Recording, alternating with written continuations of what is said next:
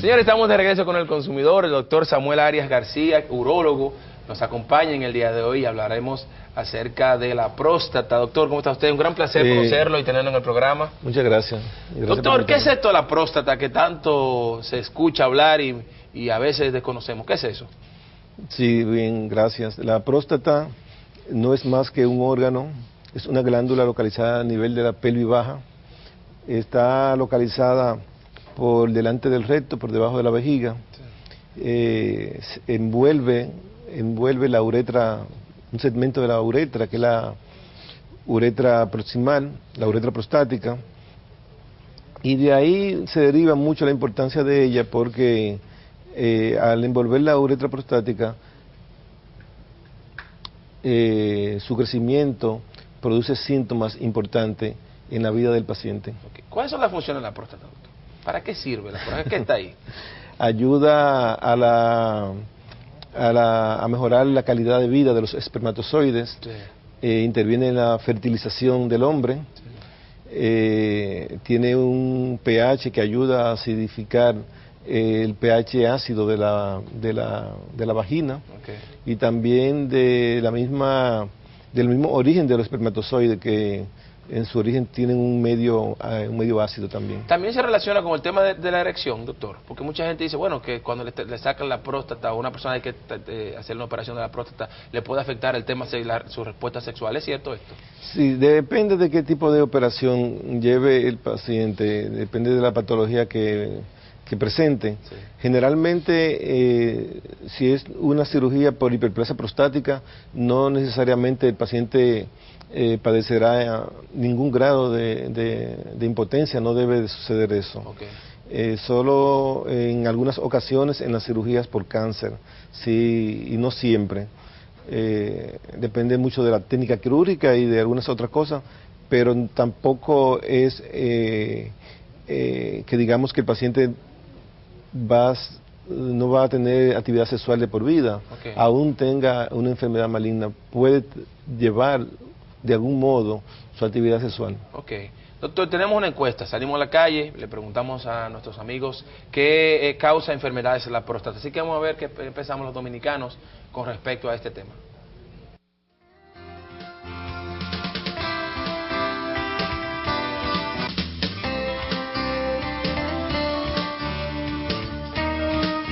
Entiendo que tener relaciones con diferentes tipos de personas, que no sea nada más su esposa, comer salado puede infectar.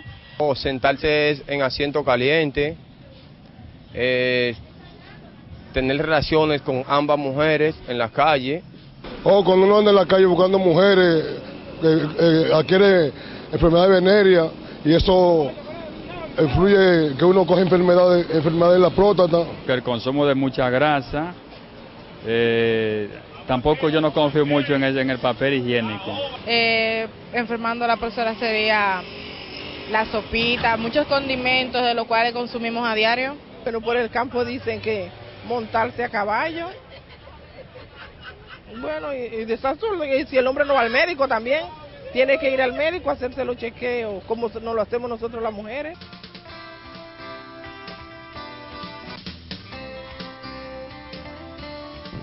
Señores, estamos de regreso. Doctor, vimos ahí la participación de la gente. Hubo dos que me causaron risa. Primero, que uno que no confía en el papel de baño. No. Y otro que dice cuando tiene relaciones con las dos mujeres. O sea, que al parecer ya la tiene hasta calculada. Que tiene calculada. La cantidad. Sí. Doctor, ¿qué es real y qué no es real de esta encuesta? Sí, dos de ellos opinaron muy afirmativamente. Sí. El joven del poloché rojo con los lentes, sí. Y la joven que tenía la camiseta blanca. ¿Qué dijeron ellas? Tiene que ver con la ingesta, se refirieron a lo que es la ingesta de la comida saludable y no saludable. Okay. Eso mayormente sí tiene mucha importancia, el tipo de grasa que consuman, el tipo de alimentos que ingieran, eso es vital para mantener una próstata saludable. Pero eso de sentarse en cosas calientes, el tema del papel de baño, el tema de relaciones sexuales con parejas, con múltiples parejas o fuera del matrimonio, eso que puede causar otras enfermedades, pero tema de la próstata, ¿puede causar algún tipo de enfermedad la próstata per se? Hay problemas que causan síntomas similares a la próstata, que no necesariamente son problemas de la próstata. Hay que ver que lo que él usa se refiere a papel de baño, porque depende también de qué tipo y cómo usted emplee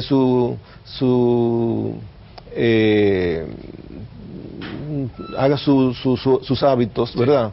Usted puede también tener inflamaciones a nivel del ano. Una inflamación a nivel del ano puede ocasionarle síntomas que él lo esté relacionado con un problema prostático y no tenga que ver con la próstata, pero sintomatológicamente se parecen. Hay cosas, yo siempre he dicho que hay especialidades como que convergen. Eso tiene que ver más bien con la trastorno del ano, es asunto de otro especialista que no específicamente es el urólogo. Existe otra especialidad que es el proctólogo, claro, que también maneja ese tipo de problemas. Entonces, doctor, ¿cuáles son las enfermedades más comunes de la próstata? De la próstata.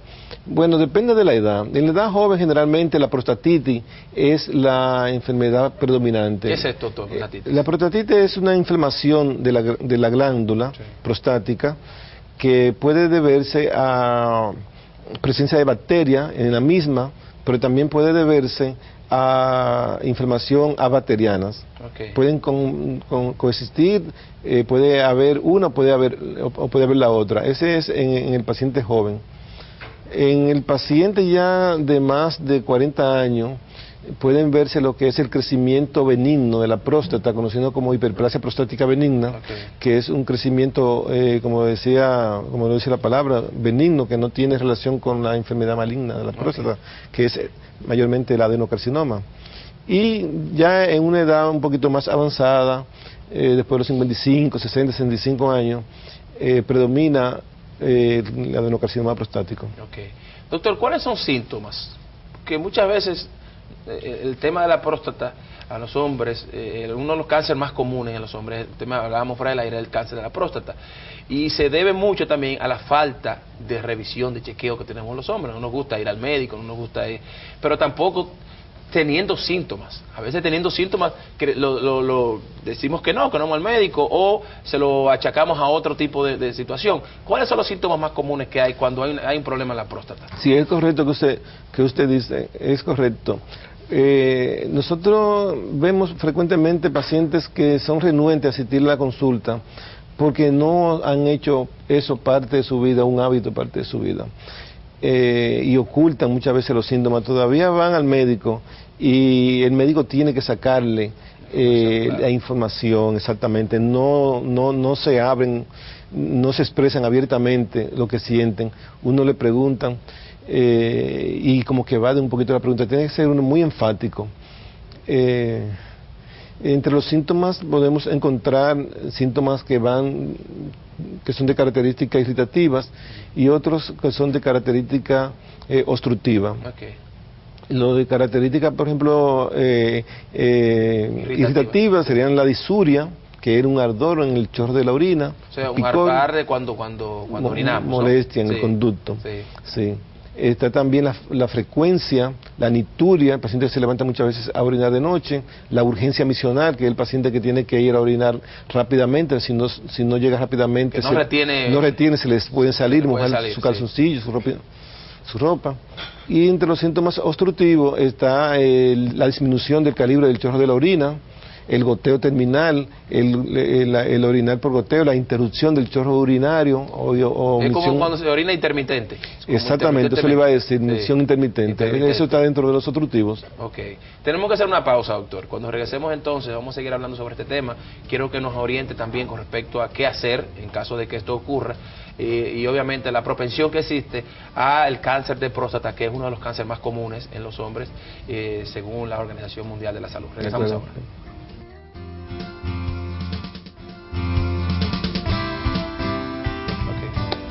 Señores, el doctor Samuel Arias García nos sigue acompañando y seguimos hablando sobre este tema de la próstata. Doctor, entonces, ¿qué se hace? ¿Cómo se hace un chequeo de próstata, doctor?